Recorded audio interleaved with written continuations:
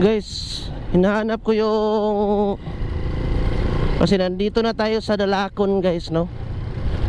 So hinahanap ko yung platandaan ng kilometer, highway kilometer, yung muhon na kulay yelo. Baka kasi meron kasing isang vlogger na si Raylan Naranjo, no. Naglagay kasi siya ng 500 pesos dito sa doon sa muhon na yun. Matagal-tagal na din yun, pero baka hindi pa nakuha ba, baka nandito pa yun ba. So guys, nandito na kami guys. So ang problema namin ngayon, paano namin mailabas yung truck, dahil doon walang karsada, dahil ito under construction nga. So problema namin ngayon kung saan namin ilalabas yung aming truck. Patay si miipit yun yan eh.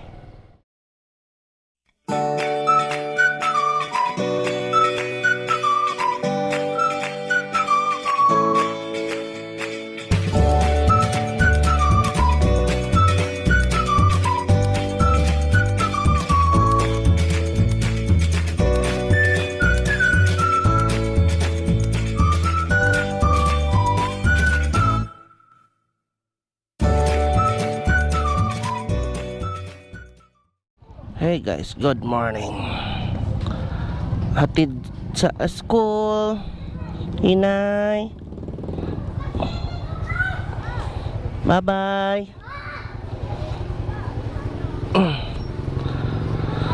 So hinatid ko muna yung aking anak sa school mga guys. And good morning pala, no. Welcome back sa aking YouTube channel. So for today's video mga guys ay babiyahe kami, no, or babiyahe ako papuntang kasama ko yun, papuntang Oroquitas City.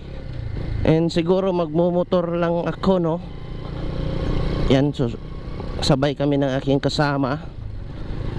So yung gamit ng motor ko ngayon ay TMX 125. Pang malakas ang TMX ko, pang sports pa, pang pamilya na, pang sports pa. Pero bago muna ako pupunta or proceed sa Oroquita, dadaan muna ako dito sa branch, dahil susunduin ko yung aking, or iintayin ko yung aking kasama, no. Liko sa tadiri guys, sulod sa tadiri guys, kasi antayin ko yung kasama ko sa Cloyd. Ayan.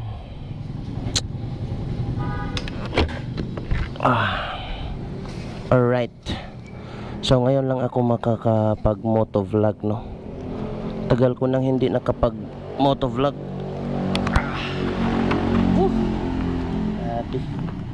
Abugas ng helmet, medyo maabog-abog yung helmet guys. Yan, so mamaya na naman ulit at tayin ko muna yung aking kasama.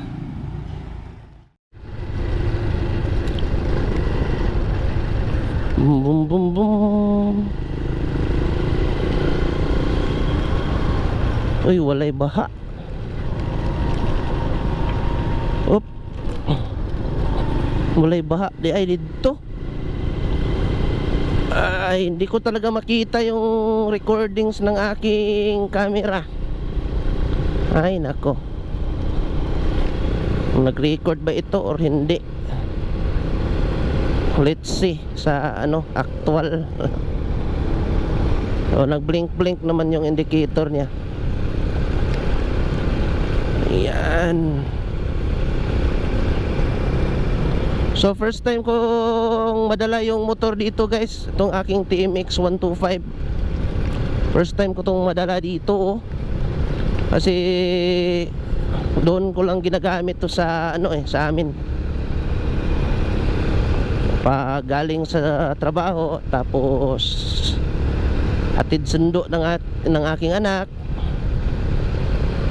Tapos sa bahay, ganun lang eh. So hindi natin makita kung gaano ko kabilis yung takbo ko kasi putol yung speedometer, hindi gumagana, putol yung cable. Yan. Wow, ganda ng kalsada dito guys. Gustong gusto ko dito talaga oh. Yun nga lang, may poste sa gitna. Hindi nila tinanggal yung poste. So guys, nandito na kami sa Barangay Sulipat. Sako pa rin ito ng Misamis or Calamba, Misamis Occidental, no? So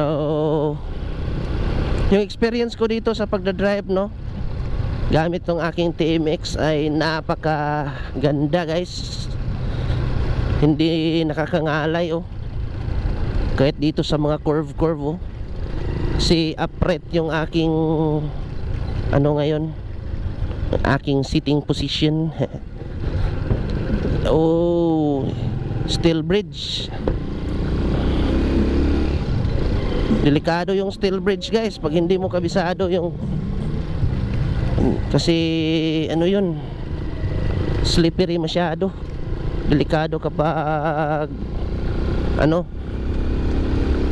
basa. So by the way guys, dito pala yung aking kasama sa likuran, no? Hindi lang pala ako nag-iisa ngayon kasi meron akong kasama. So I don't think so kung na-record ba yung kanina kasi nagluloko na naman siguro itong memory card, no? Ayan oh. So tinitingnan ko siya sa salamin kung nagre-record ba siya. Alright. Pang ilang curve na ba to? Parang pang 10 na ata eh. See? Sarap dito daanan guys, malamig. Tapos walang masyadong sasakyan, walang mga sasakyan. Tapos maganda yung scenery, maganda yung simoy ng hangin oh. Malamig. Oh, ganda pa ng kalsada oh. Ganda pa ng aking motor. Oh. Ganda ng sitting position ng aking First time ko kasi itong madala itong motor na to eh. First time ko kasi itong madala dito. Kaya parang naninibago din ako. Masarap pala siya dalhin dito guys. Curve na naman. Steel bridge. Isa sa mga tulay na mga delikado itong ganitong tulay oh.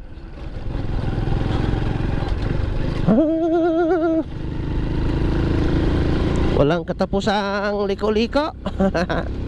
Aray.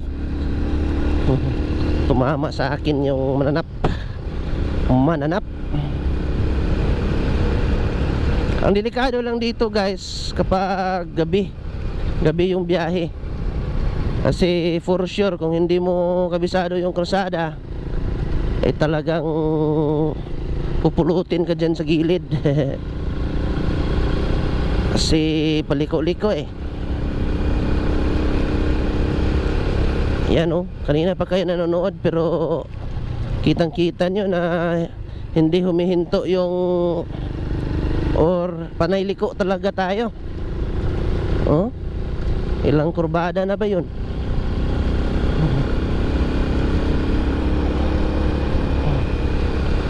Malayo-layo pa tayo sa Oroquita guys ha. Kasi papunta tayo ng Oroquita City ngayon via Mountain Road.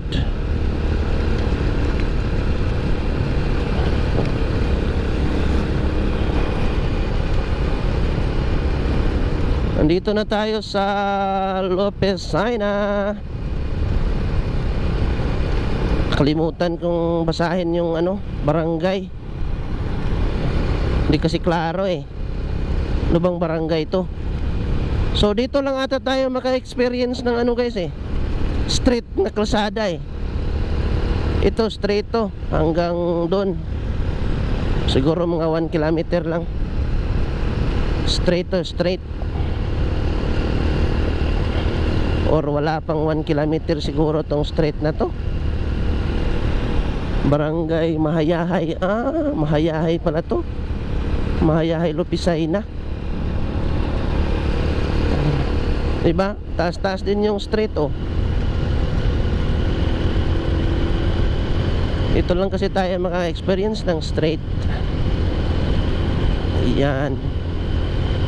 Kung makikita nyo yung kalsada medyo basa-basa kasi kagabi napakalakas ng ulan. Ang lakas ng ulan kagabi guys. Sobrang lakas.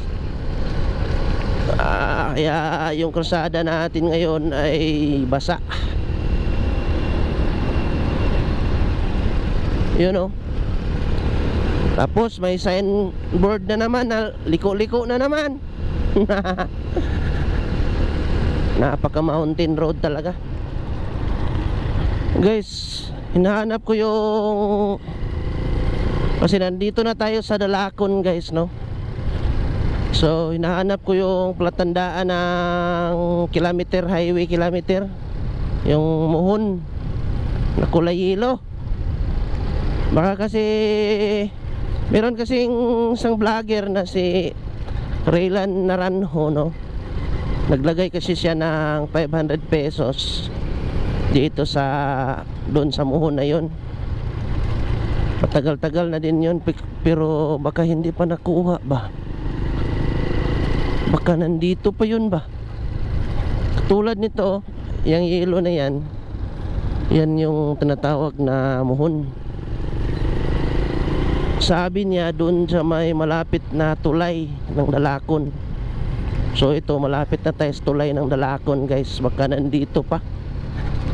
Try kaya nating hanapin. Baka nandun pa yung 500 piso.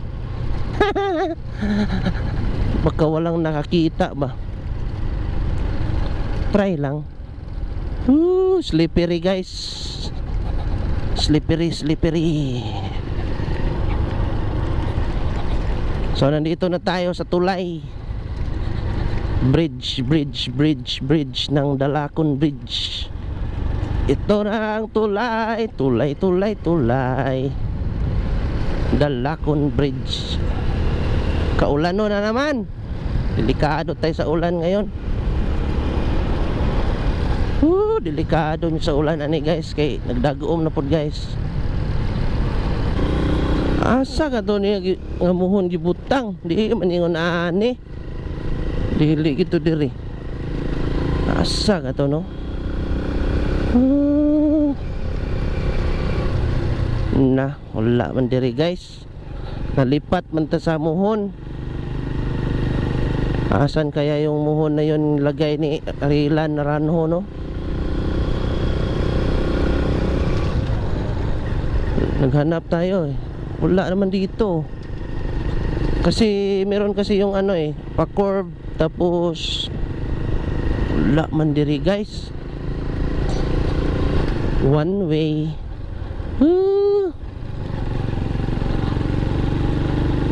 Grabe.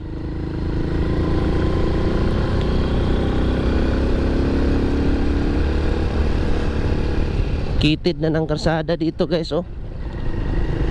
Delikado siya. Tapos madulas.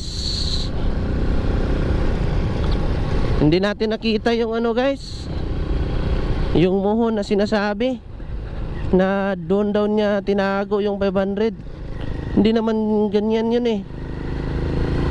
Napipicture out ko kasi yung pormahan doon eh. Siguro andun lang yun sa kabila paglagpas na ng ano, tulay. Grabe ang curve no. Meron pa isa dito guys. Kung napakasikip na ng nadaanan natin or napaka-curve na, meron pang isa guys dito. Sobrang napaka-sharp ng curve.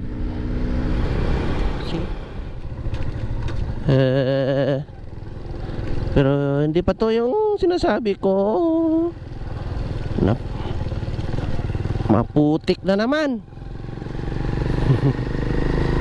Naputika na naman yung aking motor.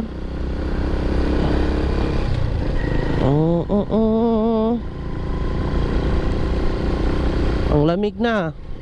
Lamig ng hangin dito ah.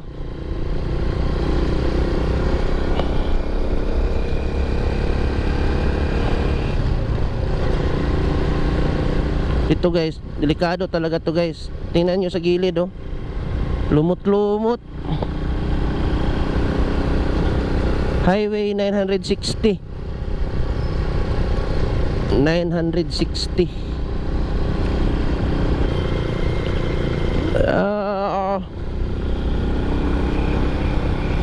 Yeah.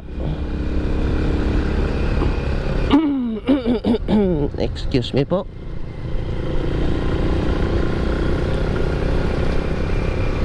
Ano yung pinaka, ito yung pinaka curve dito guys oh. Ito oh.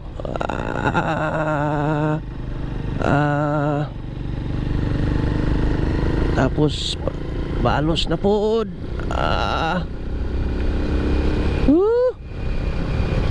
Grabe. Dito na tayo sa Burgos, Roquita City.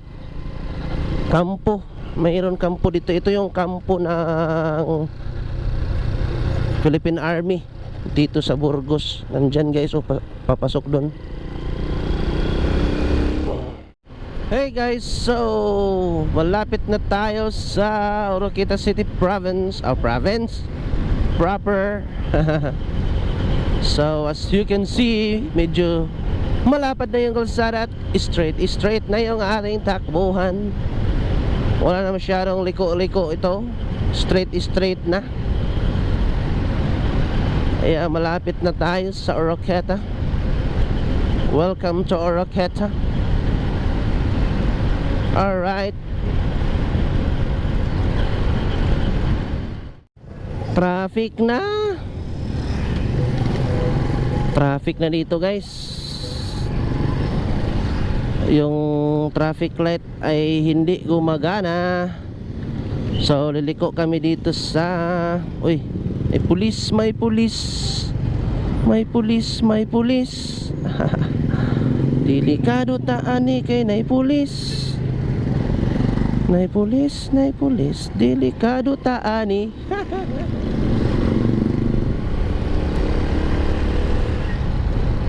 Dito tayo sa likod dadaan.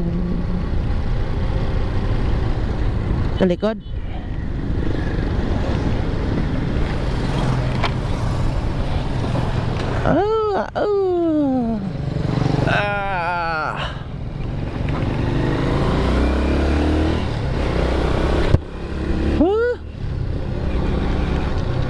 Puya. Lah. Tay. Road close man.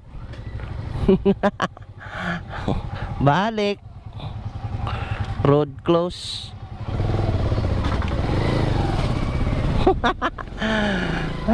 Balik na dito Pikas. Hello, hi. Ay, pwede na magiging ya.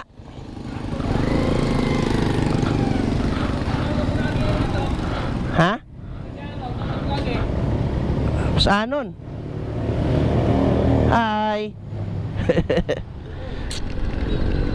So, ikot kami dito sa kabilang entrance guys. Uy, road close gyapon. Dili tagis kilid. Road close. Ana? Wrong way day ko. Sa muka. Naunsa naman tumagyan ni Ron. Tay, gini style ni atong truck ni takagyan ni Ron. Luya sa mong truck ani oy.